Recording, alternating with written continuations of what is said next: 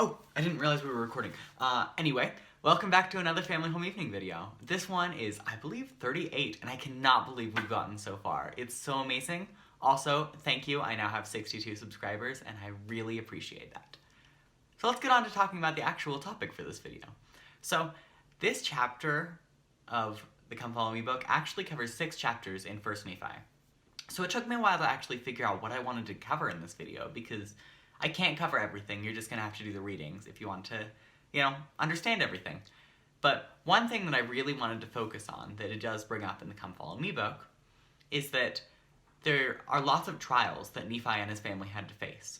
And it talked about how they overcame them, and what their responses were to these trials. So for instance, in one chapter of it, I don't actually remember, it'll say right there, Nephi's bow breaks, and so does everyone else's.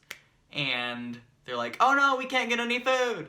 And everyone freaks out. Even Lehi starts murmuring against the Lord. And so, of course, what Nephi does is he goes and makes a new bow, because this is the way to solve problems. So, what I decided to do in order to, actually cover this is I took a couple of examples from pop culture, and I thought that it would be really funny to make it so that the character just gives up. So, here are a couple examples of that. Excuse me, do you know who that woman is over there? That is Lady Juliet Capulet. Oh, never mind then.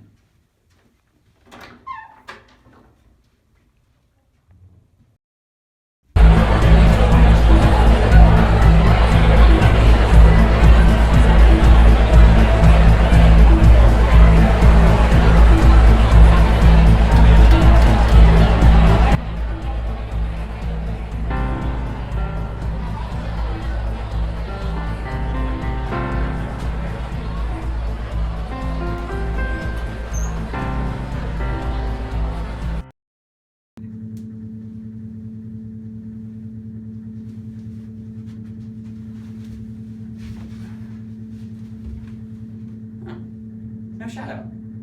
Odd. So hopefully you thought that was funny. I certainly did, at least. But don't you realize how important it is that characters don't give up when they face a trial? I don't know, so many things in pop culture and in media would not exist if just the heroes decided to give up. Think about it, in Mario. If Mario was like, oh no, they stole the princess, too bad, wouldn't be very fun. And that's how it really should be in our lives as well, because if we were to give up immediately, that would just be boring. Okay, so maybe boring isn't necessarily the right word to use in this situation. But think about a time in your life where you were facing a trial and you really needed to get through it, and you could have quit, but you decided to keep going anyway. I'll give you a second. Pause it if you need more, because I'm going to start again. So, I'm going to tell you a story that, okay, honestly, most of you have probably already heard, but I haven't ever shared it in a Family Home Evening video, so you get to hear it again. A couple years ago, for High Adventure, I climbed Mount Shasta. I did not want to climb Mount Shasta. I hate the cold. Question, why am I living in Logan? Continuing. So I hate the cold.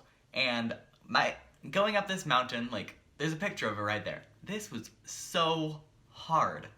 And it was so terrible. We were, falling backwards with every step we took. And we did not reach the top of that mountain. Actually, I didn't reach it at all. I didn't reach camp until, midnight. And so many times I wanted to turn around, but I couldn't because can't really turn around on this trip. Everyone's hiking up, where am I gonna go? So I kept going. I got to camp. Did not end up continuing afterwards, but that was fine. And got to sled down the rest of that mountain, and it was so much fun. Although I still kind of hate that experience. So, this relates, because we are always gonna have trials in our lives. And yeah, a lot of the time these trials will not be as real as climbing a mountain. But they will be, more real.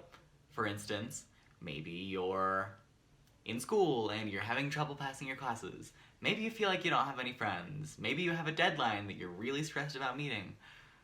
I don't know. I don't really have any great examples of this because I've been perfect. I've never had any trials in my life. Jonah, when you edited this video, why did you have to put that in there? It's not very nice.